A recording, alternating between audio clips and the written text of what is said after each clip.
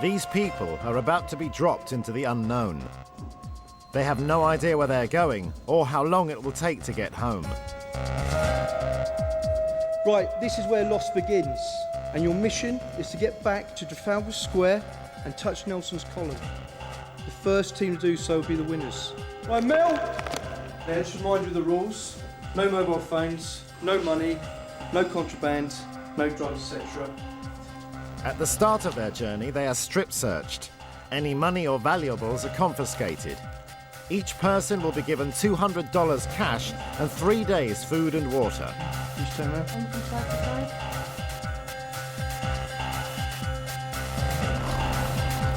A private jet will take them on a long, blindfolded flight to a secret destination. The 6 contestants have been split into 3 teams. The first to get back to London will win £5,000. Mel and Ruth, the winners of last week's race from Russia, will take on 2 new teams.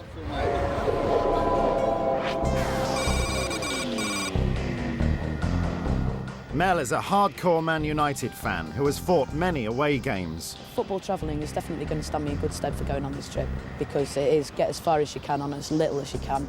Jibbing trains, jumping on buses, basically not paying for anything unless you get severely asked to by people with batons and that.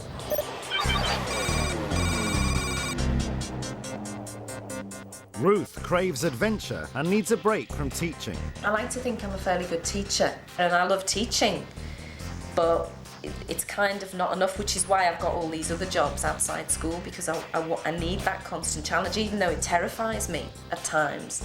I actually need it.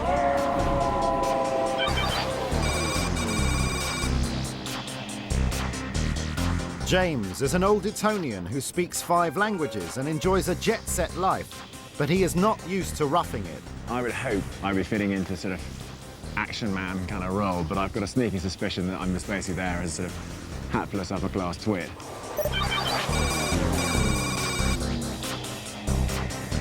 Harriet is well-groomed in the art of persuasion. She knows how to win friends and influence people. I think blagging is the way forward. A lot of blagging. Sell your clothes, not your body. You should be okay. Nana loves talking. Good morning, it's Friday this morning. I'm Nana, taking you through today on... She's confident she can blag her way home. My ideal travelling partner would have to be someone who has the opposite qualities to me. Because sometimes I can come across as quite strong and aggressive, and that can either work for you or against you if you're blagging. So if you're talking to someone who needs a demure, kind of quiet kind of person, I can let the other person take over. Because 2 of me, I think, would be way too much.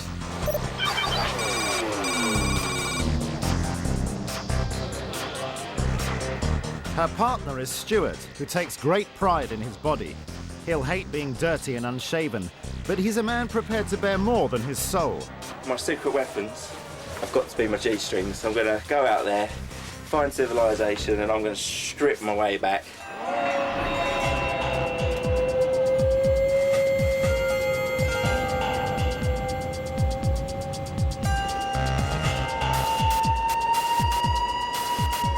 After a 7-hour flight, the teams are transferred to a truck.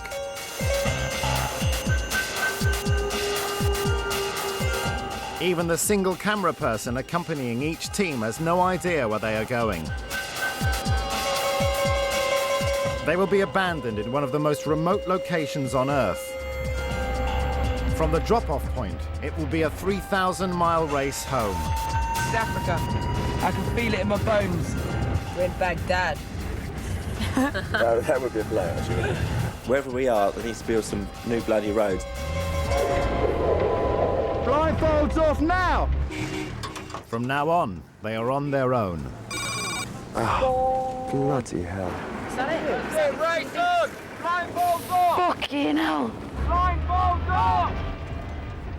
We're in the middle of bloody nowhere. Just as I suspected, we're in the desert. I think we're in Mexico. Do you? Yeah. And how's it feel to be lost? Do you? Yeah. Nice, yeah. All of those were an awful lot of trouble. Where the fuck are we, man? I think, right, we're either West Africa, but it doesn't look very West African, does it? I don't know. Oh, I feel so much better. And how do I look?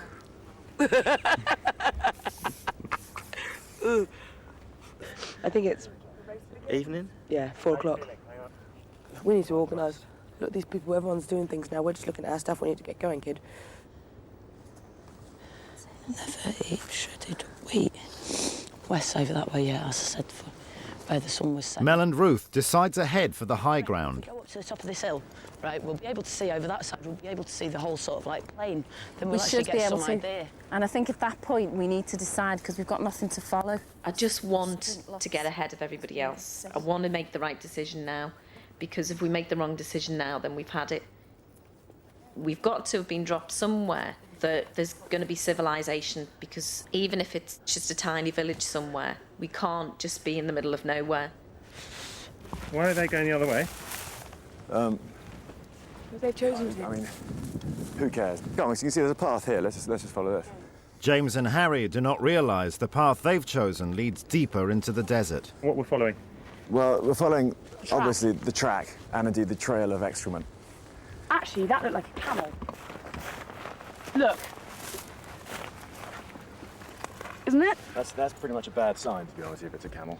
There's a... Do you know what I mean? Because that doesn't necessarily mean anywhere near any sort of water. Well, I just made an observation. Exactly. Can I buy you water, Happy? I don't think we're in Mexico. I think James and I have just got to kind of move off from everybody else and just walk, find some people. Yeah, head towards the high point, I reckon. After a slow start, Nana and Stuart decide to keep walking into the night. I just want to keep going. I think the best opportunity we've got now is to travel while it's still cool, because it's going to get so hot here, it's just going to be impossible to travel along through the desert. So if we can do most of our travelling now, before it gets too warm. They're fucking following us, the bastards. Fuck off, you lazy asses! Can you hear that? Shh, listen. Shh.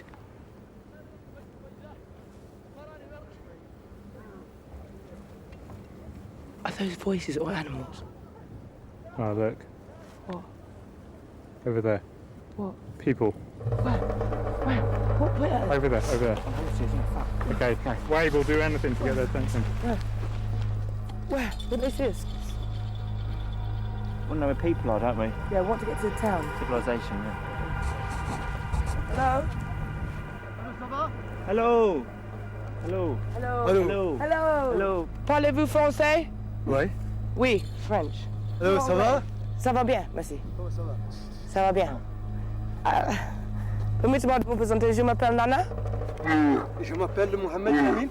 We need to get to la ville, the town. Oui. Où est là? C'est, Oui. where is this? La country. Où est la... quel est la country? Ici, là. Ici, c'est Agouni. Aguini. Oui. Non, pardon, toi. Mali. Oui. Mali, we're in Mali. We're in Mali. Oui. Ah, C'est merci. le Mali. Mali is one of the poorest countries in Africa. They have been dropped on the edge of the Sahara Desert. The nearest town is Timbuktu, but that's 10 hours camel ride away. The nomads who travel these ancient trade routes are called Tuaregs, and they are renowned for being the toughest dealers on the dunes. They've also managed to track down Mel and Ruth. This mysterious arrival of Western travellers is like manna from heaven. Hey man, these guys, they speak French, which is top because I speak French. And they're loving it, they're loving talking to us. And basically, Timbuktu is the nearest town, whereas we are in Mali, and they're going to give us a lift there. That it's important that we don't offer them any money. We say we have no money right now because we need to conserve as much of that as possible.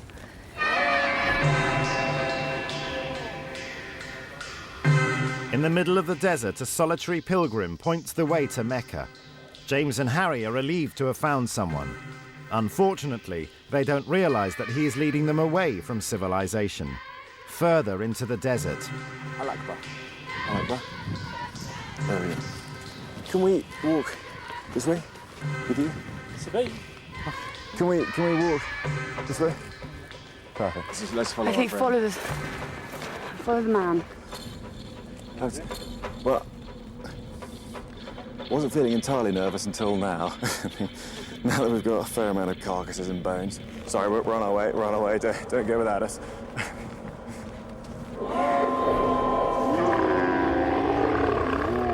Mel and Ruth are the first team to ride off into the night towards Timbuktu. Good God.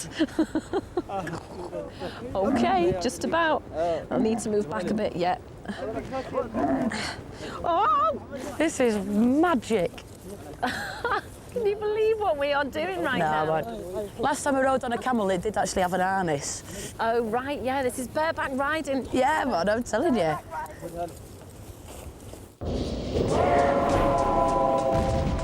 After 2 hours camel riding, Mel and Ruth pitch their tent at a small village. Nana and Stuart decide to ride on through the night, which puts them in the lead. James and Harry, who walked off in the wrong direction, camp in the desert northeast of the drop-off point.